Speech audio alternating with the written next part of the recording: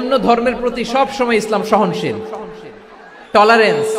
যদি আপনি দেখতে চান ইসলামের নবী বিশ্ব নবীর দিকে তাকান। আমরা তো সংখ্যালঘুদের রাইটস প্রোটেক্ট করার জন্য কত আইন বানাই, কত বৈঠক করি, কত সংবাদ সম্মেলন করি।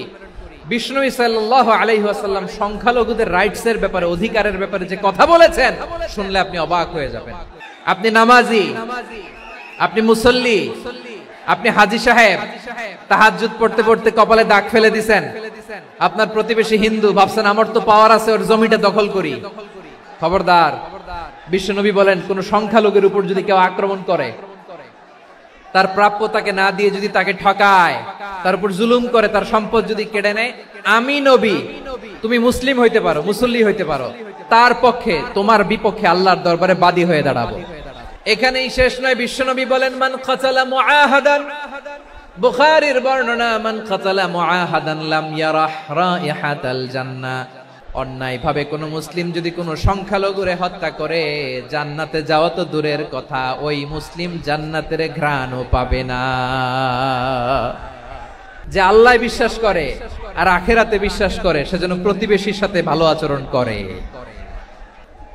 প্রতিবেশী আস্তিক হোক নাস্তিক হোক, প্রতিবেশী মুমিন হোক মুশরিক হোক, প্রতিবেশী হইলেই তার সাথে ভালো আচরণের দরকার আছে না নাই? আজকে যে টপিকের উপর আমি কথা বলবো, টপিকটা হচ্ছে peaceful coexistence and communal harmony, শান্তিপূর্ণ সহাবস্থান এবং সাম্প্রদায়িক সম্প্রীতি। আমাদের বাংলাদেশে সাম্প্রদায়িক সম্প্রীতি আছে না নাই? আবহমান কাল থেকে আমরা মুসলিম, হিন্দু, বৌদ্ধ, খ্রিস্টান, পাহাড়ি, নৃগোষ্ঠী মিলেমিশে একাকার, আমরা সবাই মিলে বাংলাদেশ। আমাদের পারস্পরিক সম্প্রীতি, ভালোবাসা, সৌহার্দ্যপূর্ণ আচরণ, বোঝাপড়া, এটা বেশ মজবুত। তবে মাঝে মাঝে আমাদের এই সম্প্রীতির ভেতরে অনেকে ফাটল ধরাতে চায়। আমরা যে সুখে আছি, শান্তিতে আছে, এটা অনেকের ভালো লাগে না। আমাদের মধ্যে সাম্প্রদায়িক সম্প্রীতি, সৌহার্দ্যপূর্ণ আচরণ, ভালোবাসা, এটা আবহমান কাল ধরে আছে। তার প্রমাণ, আমরা তাফসিরুল মাহফিলের আয়োজন করলে আমাদের হিন্দু ভাইরা ডিস্টার্ব করে না, ঠিক কিনা? এবং আমি যদি বলি হাত তোলেন, হিন্দু ধর্মের কারা কারা এসেছেন, কত শত কত হাজার যে হাত উঠবে, আপনি অবাক হয়ে যাবেন। আমি চাচ্ছি না হাত উঠাতে। So it's our responsibility to present our religion to our non-Muslim brothers and sisters. আমাদের অমুসলিম ভাই বোনদের কাছে ইসলামের সৌন্দর্য তুলে ধরা, এটা আমাদের দায়িত্ব। We all are the ambassador of Islam. আমরা প্রত্যেকে দায়িত্বশীল, আমরা প্রত্যেকে এক একজন ইসলামের অ্যাম্বাসেডর। আলহামদুলিল্লাহ বলেন। সো আমরা যেন ইসলামের বিউটিটাকে তুলে ধরতে পারি এবং এই যে সম্প্রীতি, এটাকে যেন আমরা অটুট রাখতে পারি। আদতে বাংলাদেশের ইতিহাস বলে আমাদের দেশে কোনো দাঙ্গা নাই, আছে? আমরা ভাই ভাই, আওয়াজ করে বলুন তো, আমরা কি ভাই ভাই?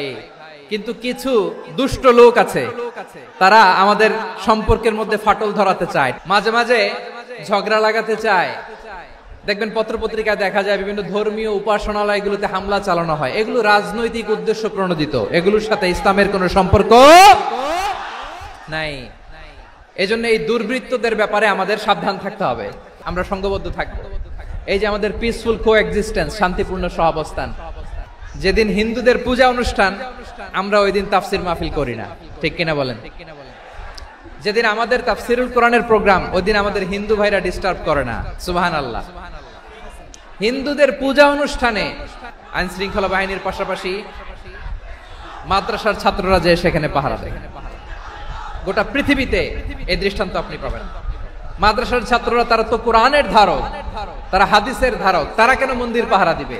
এই সম্প্রীতিকে ধরে রাখার জন্য, এই সৌহার্দ্যকে ধরে রাখার জন্য, আমাদের পারস্পরিক ভালোবাসাকে অটুট রাখার জন্য। এখন বলেন, আমাদের এই ভালোবাসা অটুট থাক, আমরা চাই কি চাই না? আল্লাহ এই দেশকে তুমি বরকতময় করো, বাংলাদেশকে তুমি শান্তিময় করো। প্রিয় ভাইরা, আমি বলেছিলাম আমার আলোচনার বিষয় হচ্ছে শান্তিপূর্ণ সহাবস্থান, সাম্প্রদায়িক সম্প্রীতি। আমরা দেখব ইসলাম আমাদেরকে কি কি দিক নির্দেশনা দেয়।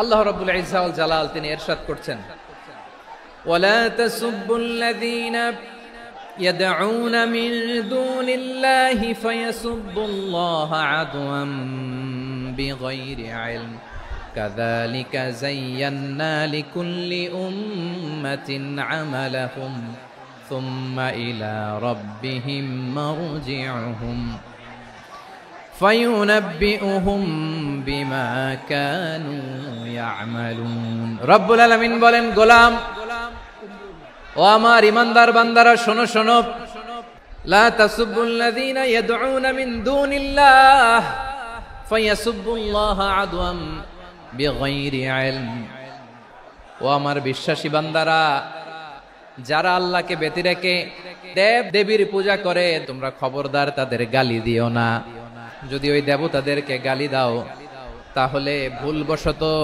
শত্রুতাবশত তারা তোমাদের রব আল্লাহকে গালি দেবে ঠিক কি না তোমরা যদি তাদের দেবতাদের গালি দাও ওরা রেগে তোমার আল্লাহরে গালি দিবে তাহলে আল্লাহরে গালি খাওয়ানোর কারণ হয়ে গেলাম আমি রব্বুল আলামিন বলেন খবরদার দেবতাদেরকে গালি দিও না তাহলে ওরা তোমার রব আল্লাহরে গালি দেবে প্রতিটি জাতির জন্য তাদের কাজকে আমি আল্লাহ সুশোভিত করে রেখেছি তারা সবাই একদিন আমার কাছেই ফিরে আসবে এরপর আমি রব্বুল আলামিন তাদের আমলনামা তাদেরকে জানিয়ে দেব সুবহানাল্লাহ পড়ে তাহলে প্রিয় ভাইরা ইসলাম আমাদেরকে শিখায় সূরাতুল আনআমের 108 নম্বর আয়াত থেকে আমরা বুঝলাম কোন ধর্মকে ছোট করা যাবে না অন্য ধর্মকে ছোট করা মানে ইসলামকে ছোট করা আর অন্য ধর্মের দেবতাকে যদি আপনি গালি দেন ওরা ইসলাম থেকে দূরে সরে যাবে যাও ইসলামের প্রতি আকৃষ্ট হয়েছিল আর কোনোদিন ইসলামের ধারে কাছে আসবে না আওয়াজ করে বলেন ঠিক কিনা এজন্য কখনো কোনোদিন অন্য ধর্মের দেবতাদেরকে গালি দেয়া যাবে না অন্য ধর্মের কোন দেবতাদেরকে আমরা গালি দিব না বরং ইসলামের beauty the beauty of Islam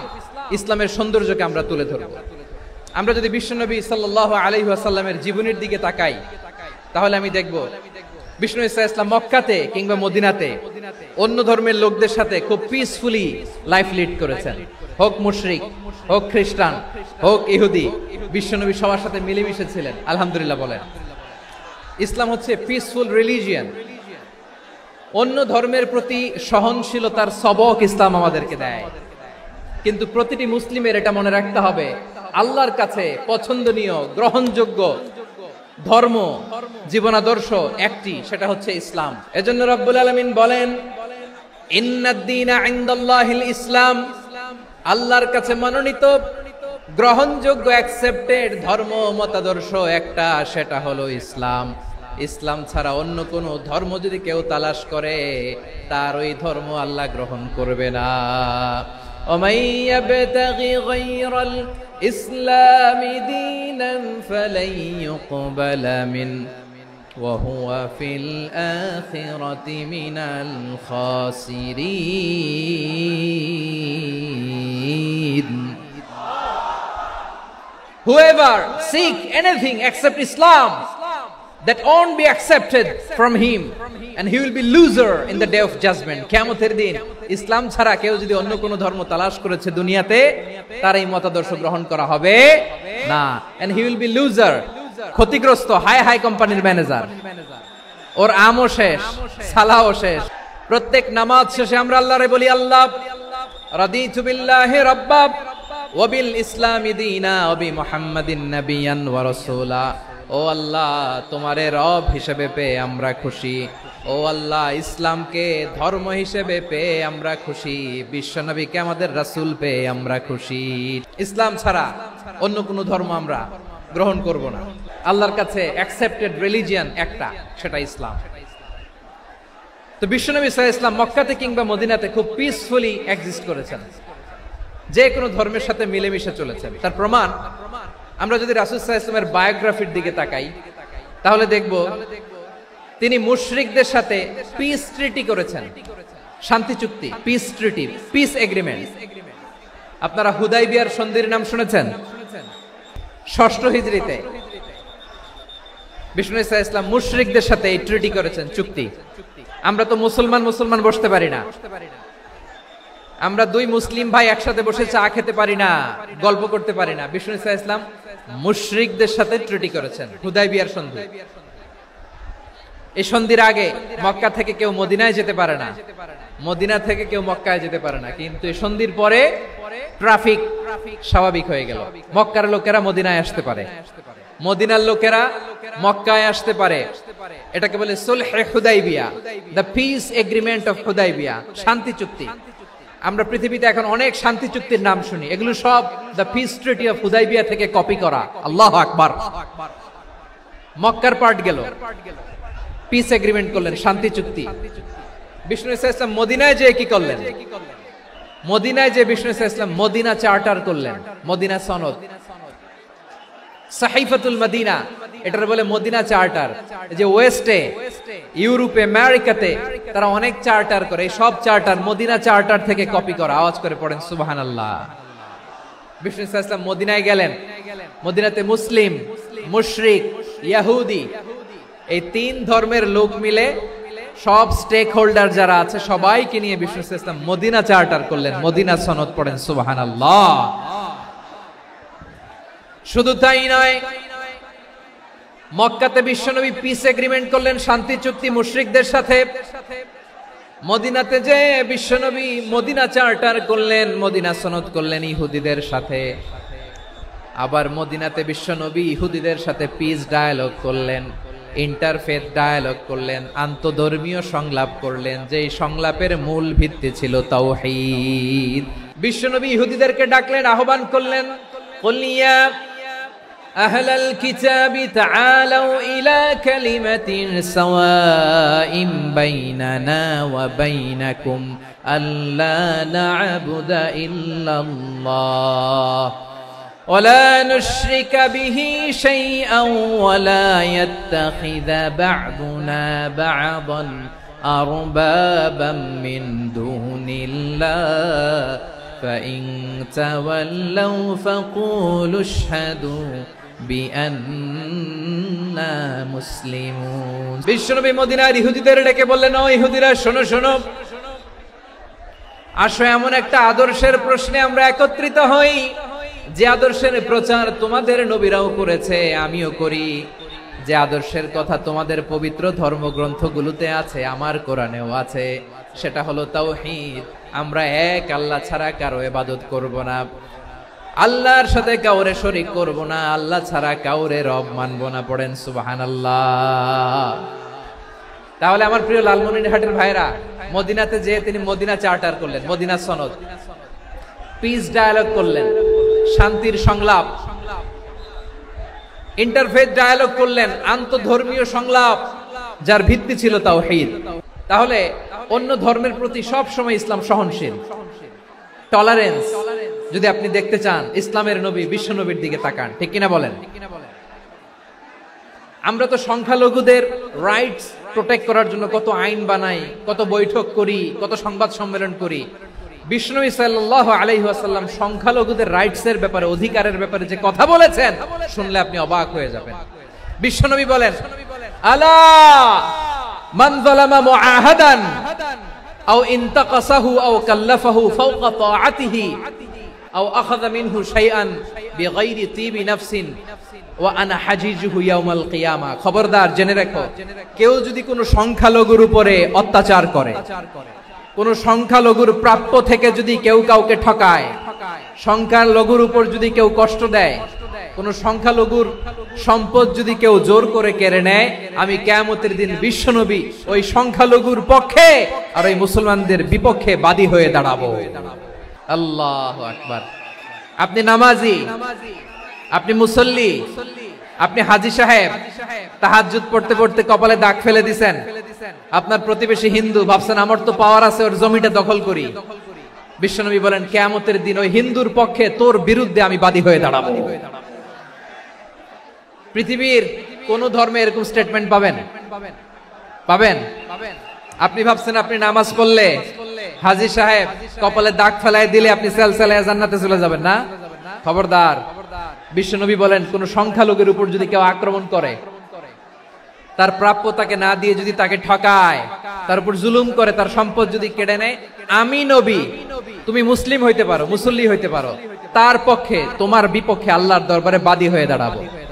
যে নবীর সুপারিশ ছাড়া জান্নাতের গেটও দেখা যাবে না, ওই নবী যদি বলে তোর বিপক্ষে আমি বাদী হয়ে দাঁড়াবো, ওই জান্নাতে আর ঢোকার কোনো সুযোগ আমাদের থাকবে?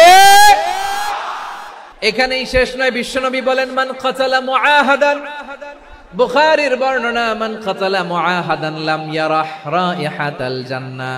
কেউ যদি, কোন মুসলিম যদি অন্যায়ভাবে কোন সংখ্যালঘুকে হত্যা করে, কোন হিন্দুকে হত্যা করে, কোন বৌদ্ধরে হত্যা করে, অন্যায়ভাবে কোন মুসলিম যদি কোন সংখ্যালঘুরে হত্যা করে, জান্নাতে যাওয়া তো দূরের কথা, ওই মুসলিম জান্নাতের ঘ্রাণও পাবে না।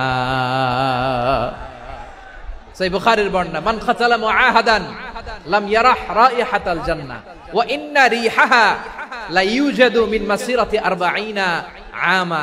যে জান্নাতের ঘ্রাণ 40 বছর দূরের রাস্তা থেকেই পাওয়া যায়। সুবহানাল্লাহ পড়েন। এত দূরে থাকতেই জান্নাতের ঘ্রাণ আপনার নাকে এসে ধাক্কা মারবে। বিশ্বনবী বলেন, যে ব্যক্তি কোন সংখ্যালঘুকে হত্যা করে জান্নাতে তো ঢুকতে পারবেই না, জান্নাতের ঘ্রাণও তার নাকে লাগবে না। পড়েন নাউযুবিল্লাহ। তাহলে সংখ্যালঘুদের ব্যাপারে ইসলামে অধিকার দেয়া আছে না নাই? এখানেই শেষ না, বিষ্ণু ইসলাম আপনার অমুসলিম প্রতিবেশীর সাথে ভালো আচরণ করতে বলেছে। আমাদের হয় না, এটা মুসলিম পাড়া, ওটা বৌদ্ধ পাড়া, হয় না? অনেক সময় হয় না, এটা আমাদের মুসলিম পাড়া, ওইটা হিন্দু পাড়া, এরকম আছে না নাই? হিন্দু যদি আপনার প্রতিবেশী হয় কি করবেন? ওর কষ্ট দিবেন নাকি? কেন? ও তো হিন্দু, ও তো আমার আল্লাহরে ডাকে না, ওরে কষ্ট দিলে জায়েজ হবে না? খবরদার। বিষ্ণু ইসলাম বলেন, মান কানা ইউমিনু বিল্লাহ ওয়াল ইয়াউমিল আখির ফালিউকরিম জারাহ। যে আল্লাহ বিশ্বাস করে আর আখিরাতে বিশ্বাস করে, সেজন্য প্রতিবেশীর সাথে ভালো আচরণ করে। সুবহানাল্লাহ। কলিজা জুড়ায় যায় না আমার নবীর কথাগুলো শুনলে? যে আল্লাহ বিশ্বাস করে, যে আখিরাতে বিশ্বাস করে, সেজন্য প্রতিবেশীর সাথে ভালো আচরণ করে। এখানে বলছে মুসলিম প্রতিবেশী বলছে, নামাজি প্রতিবেশী বলছে, আল্লাহওয়ালা প্রতিবেশী বলছে না। প্রতিবেশী আস্তিক হোক নাস্তিক হোক, প্রতিবেশী মুমিন হোক মুশরিক হোক, প্রতিবেশী হইলেই তার সাথে ভালো আচরণের দরকার আছে না নাই? বিষ্ণু ইসলাম ওনার ইহুদি প্রতিবেশীর বাসায় যেতেন। কোন প্রতিবেশী? ইহুদি। এক ইহুদি কিশোর বিষ্ণু ইসলামের খেদমত করতে, ইহুদি ছেলে আমার নবীর খেদমত করতো, তারা ছিল নবীর প্রতিবেশী। তো অনেকদিন হয় ইহুদি ছেলেটা আসে না। বিশ্বনবী খোঁজ দিলেন, ঘটনা কি? একটা ইহুদি ছেলে না আমার খেদমতে আসতো, ছেলেটা কই? খোঁজ নিয়ে জানলেন ছেলেটা অসুস্থ। বিষ্ণু ইসলাম ওই ইহুদির বাড়িতে চলে গেলেন ওই ছেলেটাকে দেখা করার জন্য, ভিজিট করার জন্য। সুবহানাল্লাহ পড়বেন না? গেলেন, যে দেখে ইহুদি ছেলেটা মুমূর্ষ, জান যায় যায় ভাব, বিছানায় পড়ে আছে, তার বাবা দাঁড়ানো। বিশ্বনবী তার মাথার পাশে বসলেন, মাথায় হাত বুলিয়ে দিলেন, আর ছেলেটাকে বললেন আসলিম, হে ইহুদি ছেলে আসলিম, ইসলাম ধর্ম গ্রহণ করো। তো ছোট্ট ছেলে ভাবে আমরা ইহুদি, এখন ইসলাম ধর্ম গ্রহণ করলে আব্বা যদি বকা দেয়। ফানাযারা ইলা ওয়াজহি আবি, ছেলেটা তার বাবার চেহারার দিকে তাকালো, দেখি আব্বা কি কয়। আব্বা যদি বলে তাইলে ইসলাম ধর্ম গ্রহণ করব। ইহুদি ছেলেটা তার বাবার দিকে যখন তাকালো, ওর বাবা বলে আতি আবুল কাসিম, আবুল কাসিম যা বলে তাই করো। আবুল কাসিম হচ্ছে বিষ্ণু ইসলামের একটা কুনিয়াত, উপনাম। আমার রাসূলের বড় ছেলের নাম ছিল কাসেম। যেমন দেখবেন আমাদের এলাকায় কারো ছেলের বড় ছেলের নাম যদি হয় আব্দুল্লাহ, এরা আব্দুল্লাহর বাপ বলে ডাকে। কারো বড় মেয়ের নাম যদি হয় ফাতেমা, এরা কি ডাকে? ফাতেমার বাপ বলে না? তো বিষ্ণু ইসলামের বড় ছেলের নাম ছিল কাসেম। ইহুদি বাবা বলল আতি আবুল কাসেম, আবুল কাসেম যা বলে তাই শোনো, মানে মোহাম্মদ যা বলে তাই শোনো। এই কথা শুনে ছেলে সাহস পাইছে, ছেলে আবার পড়তে আরম্ভ করলো আশহাদু আল্লাহ ইলাহা ইল্লাল্লাহ ওয়া আশহাদু আন্না মুহাম্মাদার রাসূলুল্লাহ। পড়েন আল্লাহু আকবার। বিশ্বনবীর আহ্বান শুনে ওই আহ্বানে সাড়া দিয়ে ইহুদি ছেলে শাহাদা পড়ে মুসলমান হয়ে গেল। তার হৃদয়টারে ঈমানের নূর দিয়ে আলোকিত করে দিল কে? প্রিয় ভাইরা, এবার রাসূল সাল্লাল্লাহু আলাইহি ওয়াসাল্লাম বের হয়ে আসলেন ঘর থেকে, আর বললেন আলহামদুলিল্লাহিল্লাযী আনকাযাহু মিনান নার। প্রশংসা সে আল্লাহর, যে আল্লাহ জাহান্নামে চলে যাচ্ছিল প্রায় এমন একটা লোককে মুহূর্তের মধ্যে কালেমায়ে শাহাদাতের বদৌলতে জান্নাতি বানায় দিলেন। আওয়াজ করে পড়েন সুবহানাল্লাহ। এই হাদিস থেকে আমরা কি শিখলাম? What is the moral of the story? এক নম্বর স্টোরি হলো, প্রতিবেশী ইহুদি হোক হিন্দু হোক, যাবেন, সুসম্পর্ক রাখবেন, উপহার দিবেন, বিপদে পাশে দাঁড়াবেন, তাইলেই তো আপনাদের প্রতি, মুসলমানদের প্রতি তারা আকৃষ্ট হবে, ঠিক কিনা বলেন? আপনি যদি হিন্দুদের সাথে বৌদ্ধদের সাথে নাই মিশেন, নাস্তিকের কাছে নাই যান, তো ইসলামের সৌন্দর্যটা ওরা বুঝবে কেমনে? আমার অনেক হিন্দু পরিচিত ভাই আছে, ওরা আমাদের ইফতারির প্রোগ্রামে এসে একসাথে ইফতারি করে। অনেক মদখোর আমার সাথে বসে একসাথে ডিনার করে, হাফ প্যান্ট পরা, গলায় স্বর্ণের চেইন, হাতে স্বর্ণের ব্রেসলেট, আইসা আমার সাথে ডিনার করছে, আছে এরকম। গাঁজাখোর, আমি বলে আসো, welcome welcome to my dinner, আসো বসো, বসলেই তো আমি ওর ডিএনএ, চিন্তার ডিএনএ চেঞ্জ করে দেওয়ার সুযোগ পাবো, চিল্লায় বলো ঠিক কি না? আসতে হবে আমার কাছে। The door of Islam is open 24/7. সব সময় আমাদের ইসলামের দরজা আমার অমুসলিম ভাইদের জন্য খোলা আছে না নাই? এই হাদিস থেকে দুইটা শিক্ষা। এক নম্বর শিক্ষা, প্রতিবেশী মুসলিম হোক অমুসলিম হোক, যান, অসুস্থ হইলে একটু আপেল নিয়ে যান, আঙ্গুর নিয়ে যান, কমলা নিয়ে যান, তাদের সাথে ভালো আচরণ করেন। ইসলামের বিউটি দেখে, সৌন্দর্য দেখে অবাক হবে, নসিব ভালো হলে কোনোদিন কালিমা পড়ে মুসলমান হয়ে যাবে। তাহলে অমুসলিমের সাথে ভালো সম্পর্ক। বিশ্বনবী ইহুদির বাড়িতে গেলেন, ইহুদির বাড়ি, আর আমার মুসলমান ভাই আমার কাফের বলে, এরকম আছে না নাই? মুসলিম মুসলিমরা দেখতে পারে না, সহ্য করতে পারে। বিশ্বনবী সাল্লাল্লাহু আলাইহি ওয়াসাল্লাম ইহুদির বাড়িতে গেলেন, এটা একটা শিক্ষা। দুই নম্বর শিক্ষা হলো, বিশ্বনবী সাল্লাল্লাহু আলাইহি ওয়াসাল্লামের খাদেম ছিল ইহুদি, এতদিন খেদমত করলো, একদিনও বিশ্বনবী ওরে কালিমার দাওয়াত দেয় নাই। কারণ কি?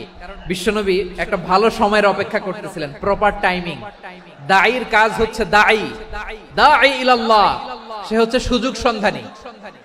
দাঈ সুযোগ খোঁজে, কখন দাওয়া দিলে ব্যাটে বলে হবে, ঝোপ বুঝে কোপ মারে, ঠিক কিনা বলেন? বিষ্ণু সাল্লাল্লাহু আলাইহি ওয়াসাল্লাম ভালো সময়ের অপেক্ষা করতেছিলেন, দেখি ভালো সময় আসুক আসুক আসুক আসুক। আস্তে আস্তে এমন সময় আসছে, ছেলে এবার মুমূর্ষ, অসুস্থ ব্যক্তির হৃদয় অত্যন্ত নরম থাকে। হসপিটালে যখন কেউ যায় তার হৃদয়টা বড্ড নরম থাকে, মৃত্যুর ভয়ে তার অন্তরটা নরম থাকে, ঠিক কিনা বলেন? এই প্রপার টাইমিং এর অপেক্ষা করতেছিলেন, যখনই টাইমিং পেয়েছেন দাওয়াত দিলেন, পড়ো লা ইলাহা ইল্লাল্লাহ, সুবহানাল্লাহ পড়েন সবাই। তাহলে ইসলাম অমুসলিম প্রতিবেশীর সাথে ভালো আচরণ করতে বলে। ইসলাম অমুসলিম মাতা পিতার সাথেও ভালো আচরণ করতে বলে। মাতা পিতা যদি অমুসলিম হয় তারা ফেলে দিতে পারবেন? অনেক হিন্দু ছেলে আমাদের হাতে শাহাদা পড়ে মুসলিম হয়, কিন্তু ওর মা মুসলমান হয় নাই, বাবাও হয় নাই, এরকম আছে না নাই? তো ও হয়েছে মুসলিম, মা বাপ হিন্দু, এখন মা বাপ কি বাদ? হ্যাঁ, মা বাপ বাদ দেয়া যাবে? যেই মা আপনার 9 মাস 8 মাস পেটে ধারণ করলো, আপনার মায়ের নার ছেঁড়া ধন, আপনি ওই মারে বাদ দিতে পারবেন? যে মায়ের বুকের তাজা দুধ খেয়ে আপনি আজকে বাড়ন্ত তাজা তরতাজা, ওই মারে বাদ দেয়া যাবে? মায়ের এক ধারে দুধের দাম, কাটিয়া গায়ের চাম, পাপুষ বানাইলে ঋণের শোধ হবে না, এমন দরদি ভাবে কেউ হবে না আমার মাগো। মায়ের এক ধারে দুধের দাম, কাটিয়া গায়ের চাম, পাপুষ বানাইলে ঋণের শোধ হবে না, এমন দরদি ভাবে কেউ হবে না আমার মাগো। মাকে তো বাদ দেয়া যায় না। وَقَضَى رَبُّكَ أَلَّا تَعْبُدُوا إِلَّا إِيَّاهُ وَبِالْوَالِدَيْنِ إِحْسَانًا। আল্লাহ বলে অবধারিত দুইটা ভার্ডিক্ট তোমাদের জন্য, এক আল্লাহর ইবাদত করবা আর মা বাবার প্রতি ইহসান করবা। আদেশটা কার? মা বাবার প্রতি ইহসান করতে হবে। আমার মা হিন্দু হোক ভালো আচরণ করতে হবে, বৌদ্ধ হোক ভালো আচরণ করতে হবে। আমার যে সমস্ত হিন্দু ভাইয়েরা মুসলিম হয়েছে, তোমাদের মা বাবা এখনো মুসলমান হয় নাই, তাদের সাথে ভালো আচরণ করতে হবে। আপনাদের খেদমত নিজে করতে হবে অথবা খেদমতের ব্যবস্থা করাই দিতে হবে। মান্থলি যে খরচ লাগে এটা দিতে হবে। আরে তুমি এখন মুসলিম, তোমার মা বাবা হিন্দু, এখনই তো সুযোগ ইসলামের সৌন্দর্য দেখানো। এখন মা বাবা যদি দেখে আরে এটা হিন্দু থাকতে তো বদমাইশ ছিল, বেয়াদব ছিল, কি এমন ধর্ম সে গ্রহণ করলো যেটা গ্রহণের সাথে সাথে সে পাল্টে গেল, নসিব ভালো হইলে তারাও কালিমা পড়ে মুসলমান হয়ে যাবে। বিষ্ণু ইসলামের স্ত্রীর নাম ছিল আয়েশা রাদিয়াল্লাহু তাআলা আনহা, আবু বকর রাদিয়াল্লাহু তাআলা আনহুর মেয়ে। আবু বকর রাদিয়াল্লাহু তাআলা আনহুর আরেক মেয়ের নাম হচ্ছে আসমা। দুজনই আবু বকর রাদিয়াল্লাহু তাআলা আনহুর মেয়ে, আসমা আর আয়েশা, দুজন বোন, এক মায়ের না, বাবা এক মা দুইজন। আয়েশা রাদিয়াল্লাহু তাআলা আনহার মায়ের নাম উম্মে রুমান, আর আসমা রাদিয়াল্লাহু তাআলা আনহার মায়ের নাম কুতাইলা বিনতে আব্দুল উজ্জা। আবু বকর রাদিয়াল্লাহু তাআলা আনহু 4টা বিয়ে করেছিলেন। তো একই ঘটনা ঘটেছে এই ফ্যামিলিতে। আসমা ইসলাম ধর্ম গ্রহণ করে মুসলিমা, কিন্তু তার মা কুতাইলা মুশরিকা। তার মানে মেয়ে মুসলিম, মা অমুসলিম, ভেজাল আছে না নাই? কিন্তু কুতাইলা আর ধৈর্য ধারণ করতে পারে না। নার ছেড়া ধন, কলিজার টুকরা ধন, কলিজার টুকরা সন্তান আসমারে দেখতে বড্ড মন চায়। সাইয়েদনা আসমা রাদিয়াল্লাহু তাআলা আনহা মক্কা থেকে হিজরত করে মদিনায় চলে গেলেন হুদাইবিয়ার পর। যখন মক্কা মদিনা ট্রাফিক স্বাভাবিক হলো, মক্কার লোক মদিনায় যায়, মদিনার লোক মক্কায় আসে। কুতাইলা কলিজার টুকরা সন্তান আসমারে দেখার জন্য কিছু উপহার নিয়ে বিশাল মরুপথ পাড়ি দিয়ে মক্কা থেকে মদিনায় যায়। সুবহানাল্লাহ বলেন। এখন মা আসছে মেয়ের সাথে দেখা করতে, মেয়ে তো আর দেখা দেয় না। মেয়ে ভাবছে আমার মা তো মুশরিকা, অপবিত্রা, তার সাথে কি দেখা দেয়া যাবে? বিশ্বনবীর দরবারে চলে গেলেন। কি সৌভাগ্যবান ছিল তারা, মাসলা জানার দরকার হলেই নবীর দরবারে চলে যেত। ঘরে বউয়ের সাথে ঝগড়া হলে নবীর দরবারে চলে যেত। অনেক সাহাবী বলে আমার পেটে ক্ষুধা লাগলো আমি নবীর কাছে চলে যেতাম, কারণ নবীর চেহারার দিকে তাকালেই আমার পেটের ক্ষুধা মিটে যেত। সাইয়েদনা আসমা রাদিয়াল্লাহু তাআলা আনহা বিশ্বনবীর কাছে চলে গেলেন, যে বললেন ইয়া রাসূলুল্লাহ ইয়া হাবিবাল্লাহ ইন্না উম্মি কাদিমাতুন ইলাইয়া ওয়া হিয়া রাগিবা। আমার মা মক্কা থেকে অনেক দূর মরুর পথ পাড়ি দিয়ে উপহার সামগ্রী নিয়ে মদিনায় আমার সাথে দেখা করতে এসেছে গো নবী। আমার জানতে বড্ড ইচ্ছে হয় আমি আমার মুশরিকা দেখা করতে পারবো কিনা। আফা আসিলুহা, আগে যেমনি আমি আমার মায়ের সাথে ভালো আচরণ করতাম, যেমনি আমি আমার মায়ের সাথে সদাচরণ করতাম গো নবী, এখন আমি মুসলিমা, মা মুশরিকা, এখনো কি আগের মতো সদাচরণ করতে পারবো নাকি? বিশ্বনবী বললেন নাম সিলিহা, হ্যাঁ রে আসমা, অবশ্যই অবশ্যই, আগে ঠিক যেমন তুমি তোমার মায়ের সাথে ভালো আচরণ করতে, এখনো তেমনি আগের মতো ভালো আচরণ করবা। কি ইসলাম আমরা পেয়েছি! কত ব্রড মাইন্ডেড আমাদের ইসলাম, কত ওপেন মাইন্ডেড ইসলাম, কত ওপেন আপ করতে পারে, চিন্তা করতে পারেন। বিষ্ণু বললেন হ্যাঁ অবশ্যই, নাম সুলিহা, আগে যেমনি ভালো আচরণ করছো আসমা, এখন ওইরকমই করো, পারলে আরো বাড়াই করো। তাহলে আমার যে হিন্দু ভাইয়েরা, হিন্দু বোনেরা, ইমানের দৌলতে আপনি ধন্য হয়েছেন, আপনার আম্মা আব্বা এখনো মুসলমান হয় নাই, তাদের জন্য দোয়া করেন, আল্লাহ যেন তাদেরকেও ইমানের দৌলত দান করে। এখন বলেন ইসলাম কি ন্যারো মাইন্ডেড রিলিজিয়ান না ব্রড মাইন্ডেড? কতটা ব্রড মাইন্ডেড দেখেন। বিশ্বনবী সাল্লাল্লাহু আলাইহি সাল্লাম অমুসলিমরা যদি নবীকে উপহার দিত, ওই উপহারও বিশ্বনবী গ্রহণ করতেন। সুবহানাল্লাহ পড়েন। আপনার অমুসলিম বন্ধু যদি উপহার দেয় সেটাও আপনি নিতে পারবেন, যেটা নেওয়া জায়েজ। কিন্তু আপনার বন্ধু যদি আপনার মদের বোতল দেয়, নিতে পারবেন না। হালাল যে কোনো জিনিস নিতে পারবেন। বিশ্বনবী সাল্লাল্লাহু আলাইহি ওয়াসাল্লাম অমুসলিমদের দেয়া হাদিয়া গ্রহণ করতেন। কেমন নবী ছিলেন, আমার নবীরে চিনে নেন, আমার নবীর অ্যাটিটিউড জেনে নেন।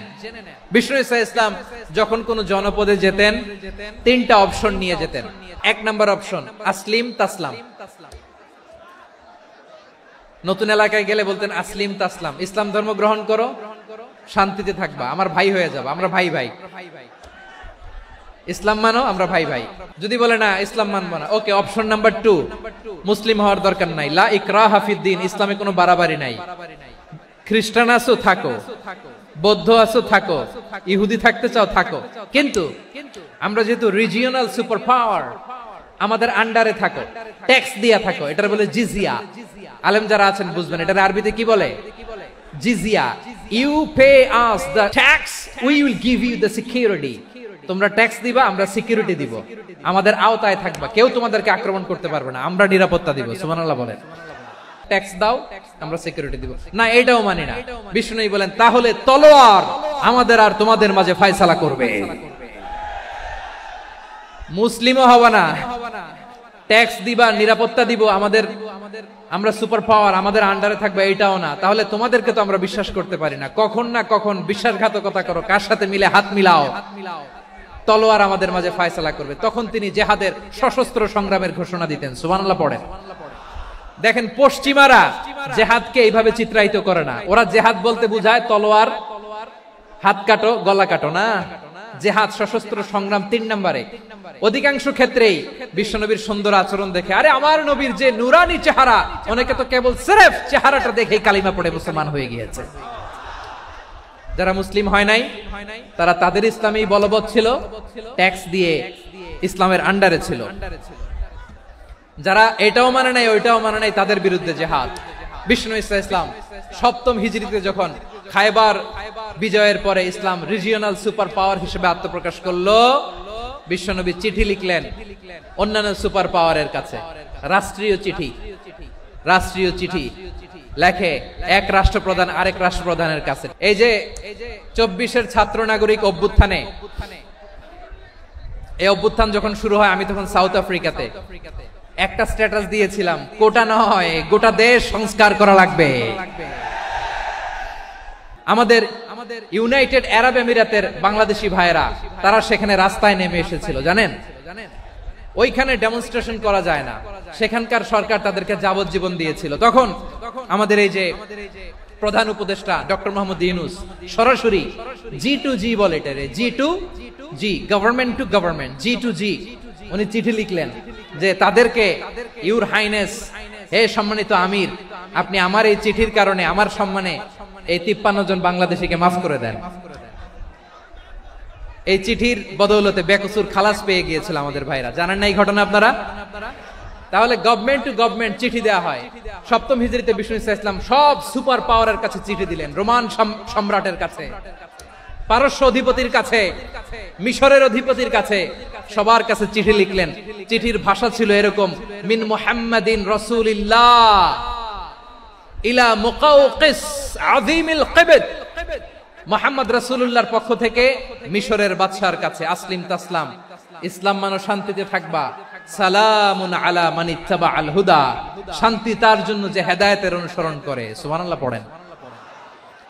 তো এই চিঠি অনেকে ভালোভাবে রিসিভ করেছে, অনেকে এই চিঠি পাওয়ার পরে নবীর কাছে আবার ইন রিটার্ন উপহার পাঠিয়েছে। মিশরের বাদশা মুকাওকিস তিনি বিশ্বনবীকে বিশাল এক উপহারের ডালি পাঠিয়েছেন। মিশরের বাদশা মুকাওকিস ছিলেন ধর্মে খ্রিস্টান। কি উপহার দিয়েছিল আমার নবীকে? 1000 স্বর্ণমুদ্রা। 2টা খ্রিস্টান দাসী, একজনের নাম মারিয়া বিনতে শামউন আল কিবতিয়া, আরেকজনের নাম সিরিন বিনতে শামউন আল কিবতিয়া। একজন খ্রিস্টান দাস 20 থান কাপড় জামা বানানোর জন্য, আমরা নবী যেন সেলাই করে জামা বানাতে পারে এজন্য 20 থান কাপড়। এরপরে একটা গাধা যেটার নাম ছিল উফাইর, আর একটা খচ্চর, এটার নাম ছিল দুলদুল। খচ্চর চিনেন? গাধা আর ঘোড়ার ক্রসিং এ যে প্রাণীটা দুনিয়াতে আসে ওটার খচ্চর বলে। তো এই যে সুপার পাওয়ার খ্রিস্টান বাদশার কাছে নবী চিঠি লিখলেন, ওই খ্রিস্টান বাদশা আমার নবীকে উপহার দিল। বিশ্বনবী এই উপহারগুলো সানন্দে গ্রহণ করেছে। তাহলে অমুসলিম কেউ যদি আপনাকে উপহার দেয়, হালাল উপহার হলে আপনি গ্রহণ করতে পারবেন। অনুরূপ ভাবে পারস্যের বাদশা, রোম সম্রাট বিশ্বনবীকে উপহার পাঠিয়েছেন। আমার নবী সবগুলো উপহার, গিফট গ্রহণ করেছেন।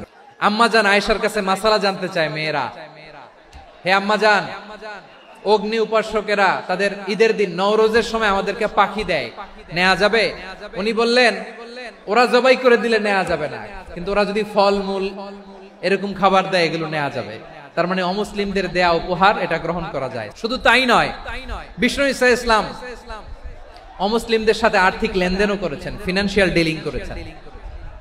অমুসলিমদের সাথে প্রয়োজনে আপনি ফিনান্সিয়াল ডিলিং করতে পারবেন। আমরা প্রায় দেখি বাজারের মিষ্টির দোকানগুলো আমার হিন্দু ভাইদের, তারপরে যে বারবার শপ, চুল কাটে যে নাপিত, অধিকাংশ নাপিতের দোকানে কারা? আমার হিন্দু ভাইরা। তা আপনি চুল কাটতে পারবেন কিনা? পারবেন। তার দোকান থেকে দই মিষ্টি কিনতে পারবেন কিনা? হ্যাঁ, আমার মুসলিম ভাইয়ের দোকান থাকলে ওইটারে আমি বেশি প্রায়োরিটি দিব, ঠিক কিনা? কিন্তু যদি তাদের সার্ভিস নিতে চান, প্রোডাক্ট নিতে চান, পারবেন। তার দলিল সহিহ বুখারী, আম্মা জান আয়েশা রাদিয়াল্লাহু তাআলা আনহা বলেন, ইশতারা রাসূলুল্লাহ সাল্লাল্লাহু আলাইহি ওয়াসাল্লাম মিন ইয়াহুদিয়িন তুআমান ওয়া রাহানাহু দিরআহু মিন হাদিদ। রাসূল সাল্লাল্লাহু আলাইহি ওয়াসাল্লাম এক ইহুদির কাছ থেকে, কার কাছ থেকে? আমার নবী, পেয়ারা নবী এক ইহুদির কাছ থেকে জব কিনেছিল, জব, বার্লি, যেটা দিয়ে রুটি বানায়। ওই জবের দাম দেওয়ার টাকা পয়সা নবীর কাছে ছিল না, ফলে নবী ওনার একটা পোশাককে মর্গেজ রেখেছিলেন, মর্গেজ, বন্ধক, যে এখন এটার দাম দিতে পারবো না, কয়েক কেজি বার্লি নিয়ে যাই আর বন্ধক হিসেবে আমার জামাটা রেখে গেলাম, যেদিন দাম দিব ওই দিন জামাটা ছুটাই নিয়ে যাব। দিরআহু মিন হাদিদ, লোহার তৈরি বর্ম, মানে যুদ্ধের পোশাক, লোহা দিয়ে বানানো। বিষ্ণুনবী বললেন কয়েক কেজি জব দাও, টাকাটা পরে দিব, এখন টাকা নাই, বন্ধক হিসেবে, মর্গেজ হিসেবে আমার জামা রেখে গেলাম, যখন টাকা দিব জামা ছুটাই নিব। এ থেকে বোঝা গেল অমুসলিমদের সাথে ফিনান্সিয়াল ডিলিং করা যায়, অর্থনৈতিক লেনদেন করা যায়, কেনাবেচা করা যায়, প্রোডাক্ট কেনা যায়। এমনকি আমাদের মসজিদে নববীতে বারান্দায় আপনারা একটা অটোমেটিক ফ্লাইং আমব্রেলা দেখছেন? সূর্য যখন বাড়ে মসজিদে নববীর বারান্দায় ইয়ার্ডের মধ্যে অটোমেটিক্যালি কিছু আমব্রেলা আছে, শাঁ করে খুলে যায়, আর সূর্যের তাপ লাগে না। আবার সন্ধ্যাবেলায় এই আমব্রেলা গুলো ওরা ক্লোজ করে ফেলে, দেখছেন? এই মসজিদে নববীকে সর্বোচ্চ উন্নত মানের কনস্ট্রাকশন ইনফ্রাস্ট্রাকচার ডেভেলপ করার জন্য কর্তৃপক্ষ কিছু অমুসলিম ইঞ্জিনিয়ারের, ডিজাইনারের সহায়তা নিয়েছিল। সুবহানাল্লাহ বলেন। কোন দলিলের ভিত্তিতে? এই দলিলের ভিত্তিতে যে বিষ্ণু ঈসা ইসলাম অমুসলিমদের সাথেও লেনদেন করেছেন। আওয়াজ করে বলতে হবে আল্লাহু আকবার। শুধু তাই নয়, ইন কেস অফ ইমার্জেন্সি, প্রয়োজনে ইসলামের খাতিরে, ইসলামকে সামনের দিকে এগিয়ে নিয়ে যাওয়ার জন্য অমুসলিমদের সাপোর্ট নেওয়া জায়েজ আছে। সুবহানাল্লাহ বলেন। অমুসলিমদের সাপোর্ট নেয়া, তাদের থেকে অর্থ নেয়া, পলিটিক্যাল সাপোর্ট, পলিটিক্যাল অ্যাসাইলাম নেওয়া জায়েজ আছে। আমাদের অনেক বিশ্ববরেণ্য দায়ীরা আমেরিকায় অস্থায়ীভাবে অ্যাসাইলাম নিয়ে থাকে, নিজের দেশে গেলে ফাঁসিতে ঝুলাই দিবে। যুগ যুগ ধরে দায়ীদের উপর এরকম অত্যাচার আর নির্যাতন আছে না নাই? মিশরের অনেক দায়ীরা পাশ্চাত্যে যেয়ে থাকে, এই যে তারা পলিটিক্যাল অ্যাসাইলাম নিয়ে থাকে, রাজনৈতিক আশ্রয়, এটা জায়েজ আছে না? এটা যে জায়েজ আছে তার প্রমাণ স্বয়ং বিশ্বনবী সাল্লাল্লাহু আলাইহি ওয়াসাল্লাম পলিটিক্যাল সাপোর্ট নিয়েছিলেন অমুসলিমদের কাছ থেকে। আমার ভাইরা, বিশ্বনবীর বয়স তখন প্রায় 51 বছর। কত বছর? বিশ্বনবীর সবচেয়ে কাছের মানুষ খাদিজা রাদিয়াল্লাহু তাআলা আনহা ইন্তেকাল করেছেন। বিশ্বনবী বড্ড কষ্ট পেলেন, হৃদয়টা ভেঙে খান খান। যিনি ঘরের ভেতরে বিশ্বনবীকে সান্ত্বনা দিতেন, ভালোবাসা দিতেন, বাইরে গেলে কুরাইশরা বকাঝকা করে, অত্যাচার করে, কিন্তু আম্মাজান খাদিজা রাদিয়াল্লাহু তাআলা আনহা ঘরটারে এমন শান্তির নীড় বানায় রেখেছেন, এই ঘরের ভিতরে ঢুকলে বিশ্বনবীর কলিজাটা ঠান্ডা হয়ে যেত। এজন্য রব্বুল আলামিন বলেন, খাদিজা, ও আমার বান্দি খাদিজা, জান্নাতে এমন স্পেশাল একটা ঘর আমি তোমার জন্য রেডি করে রেখেছি। ওই ঘরের মধ্যে কোনো আওয়াজ নাই, ওই ঘরের মধ্যে কোনো নয়েজ নাই, ওই ঘরে কোনো বিশৃঙ্খলা নাই। কারণ মক্কার জমিনে আমার নবী কুরাইশদের বিশৃঙ্খলা, নয়েজ আর ঝামেলাগুলোকে উপেক্ষা করে যখন তোমার ঘরের ভিতরে ঢুকতো, ঘরটারে তুমি শান্তির নীড়, ঠান্ডা, নীরব, নিস্তব্ধ, নিঝুম আর শান্তির নীড় বানিয়ে রেখেছো। এজন্য জান্নাতে স্পেশাল একটা শান্তির নীড় আমি তোমারে উপহার দেব। ওই প্রিয়তমা স্ত্রী খাদিজা ইন্তেকাল করলেন, বিশ্বনবীর হৃদয় ভেঙে খান খান।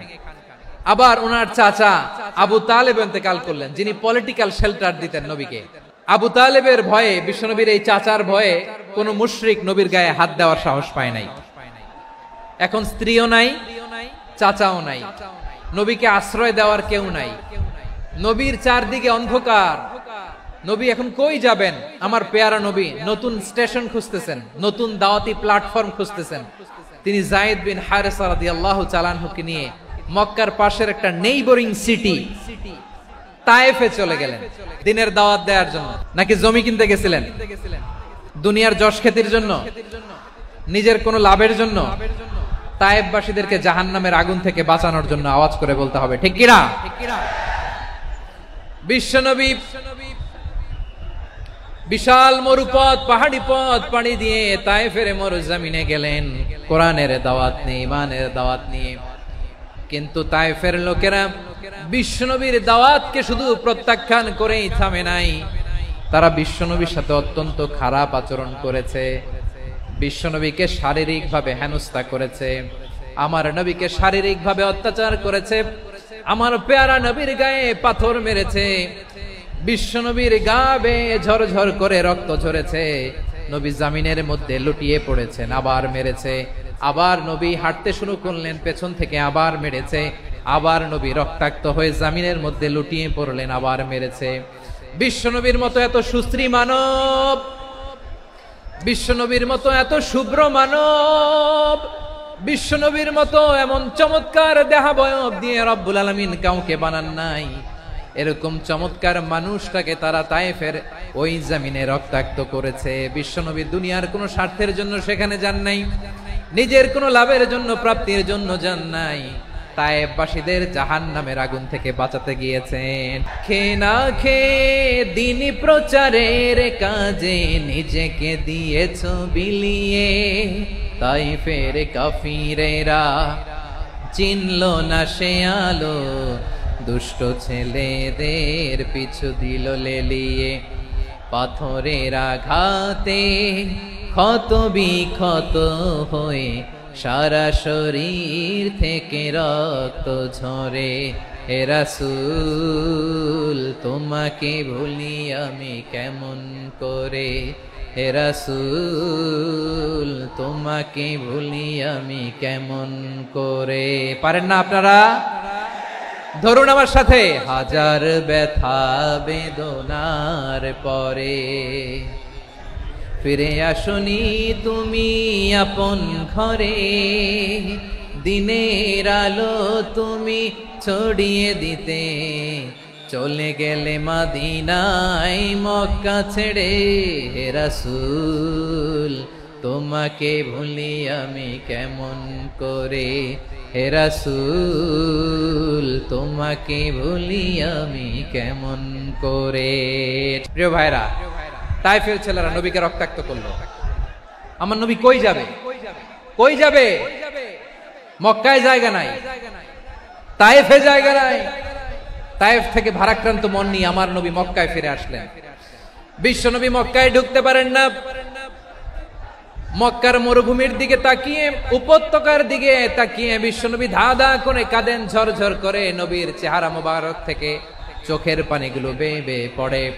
আমার জন্মস্থান, আমার শৈশব, কৈশোর, যৌবন কেটেছে এই মক্কায়, আমার এলাকায় আমি ঢুকতে পারি না। বিশ্বনবী মক্কার অনতি দূরে দাঁড়িয়ে জায়েদকে পাঠালেন, জায়েদ যাও দেখো কেউ আমাকে সাপোর্ট করার মতো আছে কিনা, যাও অমুকের কাছে যাও। জায়েদ গেলেন, তারাও প্রত্যাখ্যান করে ফিরিয়ে দেয়। বিশ্বনবী বললেন যাও অমুক লোকের কাছে যাও, তিনিও প্রত্যাখ্যান করে ফিরিয়ে দিলেন। কেউ বিশ্বনবীকে আশ্রয় দিতে রাজি হয় না। নিজ জন্মভূমিতে বিতাড়িত বিশ্বনবী, সর্বশেষ বিশ্বনবী বললেন যাও মুতঈম ইবনে আদির ঘরে যাও। মুতঈম ইবনে আদি মুশরিক, তার কাছে যাও। গেলেন, মুতঈম ইবনে আদি রাজি হয়ে গেল। দেখেন অনেক বিপদের সময়ও আমি নিজে সাক্ষী, সামাজিক ভাবে, রাজনৈতিক ভাবে কত ঝঞ্ঝা, কত ষড়যন্ত্র, কত কনস্পাইরেসি পাড়ি দিয়ে আমাদেরকে সামনে এগিয়ে যেতে হয়। এই শত্রুদের ভেতরেও একজনকে দাঁড় করিয়ে দেয় যে আল্লাহর কোরআনের জন্য রেডি হয়ে যায়। পড়েন সুবহানাল্লাহ। মুতঈম ইবনে আদি, আল্লাহ তার মনকে নরম করে দিলেন। মুতঈম বলে মুহাম্মদ আমি তোমাকে আশ্রয় দিব। তার দুই ছেলেকে পাঠালেন, যাও খোলা তলোয়ার নিয়ে, স্কট দিয়ে, গার্ড অফ অনার দিয়ে মুহাম্মদকে মক্কায় ঢুকাও, আর বলো আমি আমান দেব। আমান কি দিব? আমান মানে সিকিউরিটি, নিরাপত্তা। সিকিউরিটি ছাড়া, আমান দেওয়া ছাড়া কেউ থাকতে পারতো না মক্কায়। দুই ছেলে বিষ্ণু ঈসা ইসলামকে নিয়ে আসলো। নবী কাবার চারদিকে তাওয়াফ করলেন, নামাজ পড়লেন। আবু জাহেল, উতবা, শাইবা, ওয়ালিদ ইবনে মুগীরা সবাই দেখে, কেউ কিছু করতে পারে না।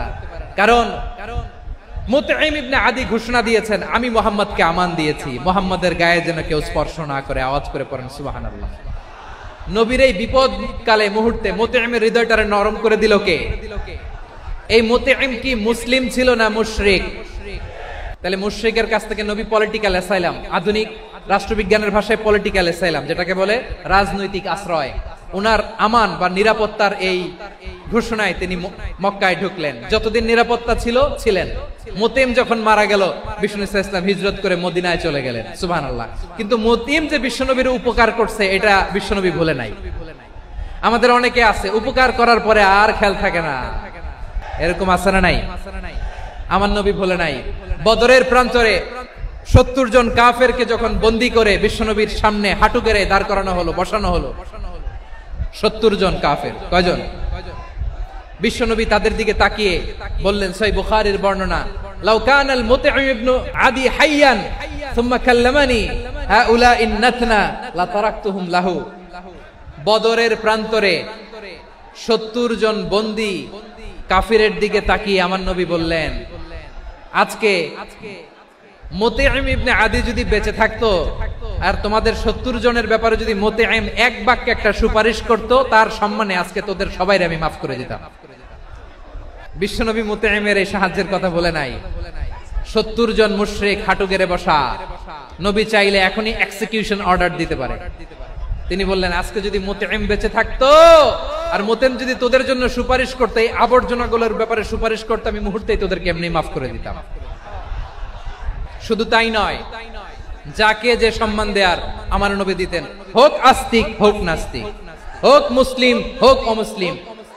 রোমান সম্রাটের কাছে বিশ্বনবী যখন চিঠি লিখলেন মিন মুহাম্মদ রাসূলিল্লাহ ইলা হিরাকলা আযীমির রোম, মুহাম্মদের পক্ষ থেকে হিরাক্লিয়াসের কাছে, যিনি হচ্ছেন আযীমির রোম, এটা নবী নিজ থেকে বানায় লিখছেন অতিরিক্ত সম্মান দিয়ে।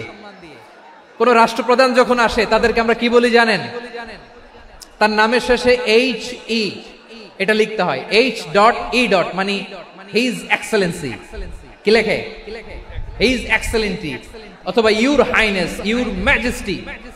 দেখেন, বিশ্বনবী সাল্লাল্লাহু আলাইহি ওয়াসাল্লাম সব নবীদেরও নবী, তিনি একজন মুশরিক খ্রিস্টান সম্রাট রোমান সম্রাটের কাছে চিঠি লিখতে যায়, লিখতেছে ইলা হিরাকলা আযীমির রোম, হিরাক্লিয়াসের কাছে আমার চিঠি, যিনি রোমের আযীম, হিজ হাইনেস, মানে রোমের অনেক সম্মানিত এক বাহাদুর। আওয়াজ করে বলেন সুবহানাল্লাহ। তার মানে যাকে যে সম্মান দেয়ার এটা বিশ্বনবী দিতেন। এমনকি যেই ইহুদিরা ভালো ছিল, এই ইহুদিদেরও প্রশংসা করেছেন বিশ্বনবী মুহাম্মদুর রাসূলুল্লাহ সাল্লাল্লাহু আলাইহি ওয়াসাল্লাম। এক ইহুদির প্রশংসা করেছেন বিশ্বনবী। ইহুদির কার? আমি তো আমার ভাইয়ের প্রশংসা করি না, আমি তো এক আলেম আরেক আলেমরে স্পেস দেই না, আমি তো এক দায়ী আরেক দায়ীর সাথে বসতে চাই না। আমার নবী ইহুদির প্রশংসা করে। কার প্রশংসা? ওই ইহুদির নাম ছিল মুখাইরিক। সিরাত গ্রন্থ ঘাটলে পাবেন। তিনি বলেছেন, মুখাইরিক খাইরু ইয়াহুদ, Mukhayriq is the best of the Jews. জুইশদের মধ্যে সে সবচেয়ে ভালো। কেন প্রশংসা করলেন তার? এর কারণ মদিনা চার্টারে কথা ছিল সব ধর্মের মুসলিম, মুশরিক, ইহুদিরা মিলে মদিনাকে রক্ষা করবে। কিন্তু তৃতীয় হিজরিতে যখন উহুদের যুদ্ধ শুরু হলো, সবার কথা ছিল যেই আক্রমণ করে আমরা মদিনাকে বাঁচাবো। কোন শহরকে বাঁচাবো? মদিনাকে। কিন্তু কুরাইশরা যখন অ্যাটাক করলো, ইহুদিরা আর আসে না, ইহুদিরা আর বেরোয় না। বিষ্ণু বললেন, ওহে ইহুদিরা, তোমরা না চুক্তি করলে আমার সাথে যে মদিনা বাঁচাতে সবাই ঝাঁপিয়ে পড়বো, আসো। একটা ইহুদিও বেরোয় না, কেউ আসে না সেদিন, একজন ছাড়া। তার নাম মুখাইরিক। তার নাম কি? মুখাইরিক বাহাদুরের মতো ঘোড়সাওয়ার হয়ে বেরিয়ে গেলেন এবং বললেন, গোটা ইহুদি সাম্রাজ্যের একজনও যদি না আসে, আমি মুখাইরিককে কেউ ঘরে আটকে রাখতে পারবে না। বেরিয়ে আসলেন, এসে বললেন, আমি মুহাম্মদের পক্ষে যুদ্ধ করব। আমি মারা গেলে আমার সম্পদ আমার উত্তরাধিকারীরা পাবে না, আমার সম্পদ তোমরা মুহাম্মদকে দিয়ে দিবা। সুবহানাল্লাহ বলেন। উহুদের ময়দানে 70 জন মুসলমান শহীদ হলো। এই ইহুদি, সেও মুসলমানের পক্ষে যুদ্ধ করে নিহত হলো। মুসলিমদের লাশ যখন নিয়ে আসা হলো, এই মুখাইরিকের লাশও নিয়ে আসা হলো। মুসলিমদের লাশের পাশে মুখাইরিকের লাশ দেখে বিশ্বনবী মুখাইরিকের প্রতি অনেক খুশি হলেন। আর বিশ্বনবী খুশি হয়ে বললেন, মুখাইরিক খায়রু ইয়াহুদ, মুখাইরিক যদিও তুমি ইহুদি, তারপরে তুমি সব ইহুদিদের মধ্যে সেরা ইহুদি। পড়েন সুবহানাল্লাহ। আমার নবী ইহুদিকেও সম্মান দিতে কার্পণ্য করে নাই। আওয়াজ করে বলেন আল্লাহু আকবার। এজন্য অমুসলিম হইলেই তারা আমাদের শত্রু নয়। শত্রু কারা? যে সমস্ত অমুসলিম আমাদেরকে নিশ্চিহ্ন করে দিতে চায়, যে সমস্ত অমুসলিম আমাদের ভূখণ্ড থেকে আমাদেরকে তাড়িয়ে দিতে চায়, যে সমস্ত অমুসলিম আমার ধর্ম নিয়ে তুচ্ছতাচ্ছিল্য করে চিল্লায় বলেন ঠিক কিনা, তারা আমাদের শত্রু। সাধারণ অমুসলিমরা আমার শত্রু নয়। এই যে হিন্দুরা থাকে, এরা আমার ভাই, বৌদ্ধরা আমার ভাই, খ্রিস্টানরা আমার ভাই, ইহুদিরা আমার ভাই। তারা দিনী ভাই নয়, তারা মায়ের পেটের ভাই নয়, তারা মানবিক দিক থেকে ভাই। ও মানুষ, আমিও মানুষ। ইসলাম মানুষকে সম্মান করে, সাধারণ মুসলিম আমাদের শত্রু নয়। আপনি জানেন নিউ ইয়র্কে, আমি তো নিউ ইয়র্কে ছিলাম অনেকদিন, ওখানে ফিলিস্তিনিদের পক্ষে যখন আমরা মিছিল করেছি, অনেক ইহুদি আমাদের সাথে মিছিলে দাঁড়িয়েছে। কারণ ওরাও জানে এই ভূখণ্ড ফিলিস্তিনিদের ভূখণ্ড। আওয়াজ করে বলো লালমনিরহাট ঠিক কি না? তো তারা কি আমাদের শত্রু? না। অনেক খ্রিস্টান আমাদের সাথে, আমাদের স্বার্থ রক্ষায় আমাদের পাশে দাঁড়িয়েছে। খেয়াল রাখবেন, হিন্দু আর হিন্দুত্ববাদ এক নয়, ইহুদি ধর্ম আর জায়নিজম এক নয়। এই যে ফিলিস্তিনের ভাইয়েরা, তারা তাদের স্বাধীনতা সংগ্রামের জন্য লড়াই করছে, করে যাচ্ছে, আমরা এটাকে সমর্থন জানাই। চিল্লায় বলো ঠিক কিনা? কাশ্মীরের ভাইয়েরা স্বাধীনতার জন্য সংগ্রাম করছে, আমরা সেই সংগ্রামকে সমর্থন জানাই। যারাই আমাদের ইসলামকে নিশ্চিহ্ন করতে চায়, তাদের বিরুদ্ধে আমাদের সংগ্রাম। ওই সমস্ত দুর্বৃত্তদের সাথে আমাদের কোনো সম্পর্ক নাই। আমরা যদি ঐক্যবদ্ধ থাকতে পারি, ওই দুর্বৃত্তরা চান্স পাবে না। আবু তালেব নবীর চাচা, মুশরিক, মারা গিয়েছে মুশরিক অবস্থায়, কিন্তু আজীবন আমার নবীকে আগলে রেখেছে, আমার নবীকে সাপোর্ট করেছে, ভালোবেসেছে। আবু জাহেল মুশরিক, মারা গিয়েছে মুশরিক হিসেবে, আজীবন আমার নবীর বিরুদ্ধাচারণ করেছে। আবু জাহেলের শক্তি, সামর্থ্য, স্ট্র্যাটেজি, প্ল্যান সব আমার নবীর বিরুদ্ধে ছিল। আবু জাহেলের কারণে একটা দিন শান্তিতে আমার নবী মক্কায় ঘুমাতে পারে নাই। চিল্লায় বলেন ঠিক কিনা? এজন্য রব্বুল আলামিন বলেন, লা ইয়ানহাকুমুল্লাহু আনিল্লাযীনা লাম ইউকাতিলুকুম ফিদ-দীন ওয়া লাম ইখরিজুকুম মিন দিয়ারিকুম আন তাবাররুহুম ওয়া তুকসিতু ইলাইহিম ইন্নাল্লাহা ইউহিব্বুল মুকসিতিন।